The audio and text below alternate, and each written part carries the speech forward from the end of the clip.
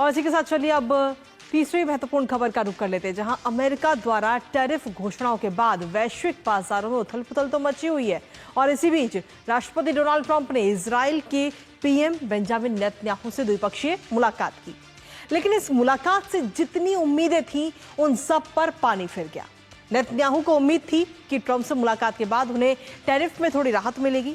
Netanyahu को उम्मीद थी कि ट्रंप का समर्थन उन्हें मिलेगा, लेकिन ना तो टैरिफ में राहत मिली और ना ही समर्थन मिला, बल्कि ईरान पर अमेरिका ने यू टर्न और ले लिया। अब ऐसे में नेतन्याहू के चेहरे पर ना तो कोई खुशी है और ना ही उनके मुंह से कोई बयान निकला है। दिखी तो सिर्फ मायूसी। करेंगे चर्चा ट्रंप और नेतन्याहू की इस मुलाकात पर, लेकिन सबसे पहले आपको दिखाते हैं कि कैसे खाली हाथ लौटे हैं बेंजामिन नेतन्याहू।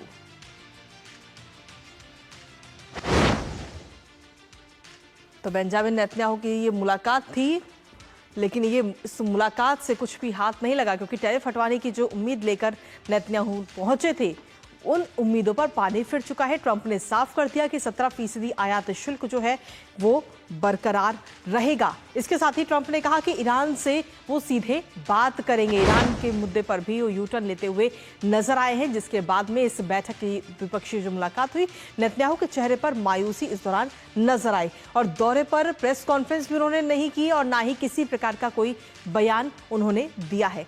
लेकिन इसके साथ ही अमेरिका किस तरीके से यू टर्न लेता हुआ नजर आया, एक बार वो भी आपको दिखाते हैं। तो ट्रंप की तरफ से ईरान पर अमेरिका ने यू टर्न ले लिया है और नेतन्याहू के सामने ट्रंप की तरफ से एक नई चाल कहीं ना कहीं चली गई है। ट्रंप ने सीधे तौर पर ईरान से परमाणु समझौते की बातचीत की मंशा जता दी और कहा है कि हम सीधे तौर पर बात करेंगे।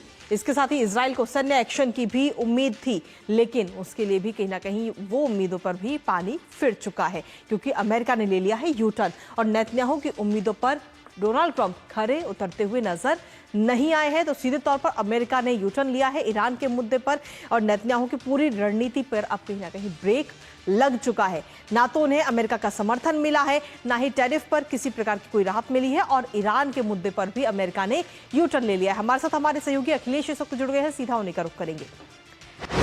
अखिलेश, अगर हम देखें तो जितनी उम्मीदों के साथ बेंजामिन नेतन्याहू अमेरिका पहुंचे थे मुलाकात के लिए डोनाल्ड ट्रंप से, उन सभी उम्मीदों पर पानी फिर चुका है।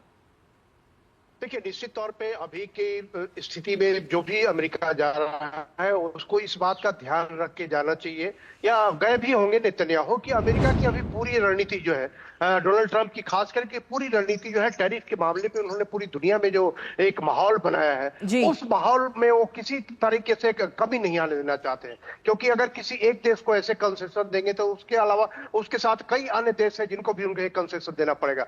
तो लगता है कि डोनाल्ड ट्रंप की रणनीति यही है, किसी को सिर्फ इसलिए कि उनके अच्छे संबंध है, दोस्ती है, इस आधार पे वो कंसेशन दे देंगे। डोनाल्ड ट्रंप ये नहीं करने वाले हैं और इसीलिए डोनाल्ड ट्रंप के जब मिलने वाले थे नेतन्याहू, उसके पहले ही एक्चुअली जेरूसलम से ही नेतन्याहू ने घोषणा की थी वो टैरिफ के मामले पे वो कंसेशन देंगे। और यहाँ भी अमेरिका में जब डोनाल्ड ट्रंप से बात हुई तो उन्होंने इस बात की ओर इशारा किया कि वो जो अमेरिका की जो सारी शर्तें हैं टैरिफ के मामले में, वो सारी शर्तों को पूरा करेंगे। जो ट्रेड डेफिसिट है अमेरिका का इजराइल के साथ, वो ट्रेड डेफिसिट को ही पूरा करेंगे। तो निश्चित तौर पे कह सकते हैं कि ट्रंप के लिए है कि विन-विन सिचुएशन है, क्योंकि ट्रंप जो चाहते थे कि बेंजामिन नेतन्याहू इस स्थिति में, जबकि वो हमास के साथ एक तरीके से कॉन्फ्लिक्ट में जुड़े हुए हैं, वैसे में भी नेतन्याहू को अमेरिका में आके ये वादा करना पड़ा कि आपको टैरिफ के मामले पे जो भी आप कंसेशन चाहेंगे हम देने के लिए तैयार हैं। तो नेतन्याहू ट्रंप का समर्थन चाहिए उनको, इस लड़ाई में लगातार साथ रहने के लिए उनको अमेरिका का समर्थन चाहिए, क्योंकि अमेरिका का सिर्फ नैतिक समर्थन नहीं होता है। अमेरिका का समर्थन जब होता है तो कई तरीके से वो समर्थन काम करता है, राजनयिक समर्थन काम करता है, हथियार का मामला है, सारे समर्थन काम करते हैं। तो नेतन्याहू की रणनीति जो थी वो यही थी कि अमेरिका को किसी भी तरीके से नाराज नहीं करना है। तो डोनाल्ड ट्रंप नाराज नहीं है। डोनाल्ड ट्रंप ने अपनी बात कह दी कि जो टैरिफ है वो टैरिफ के मामले पे आप जाए तैयारी करके आए, कैसे करेंगे आप।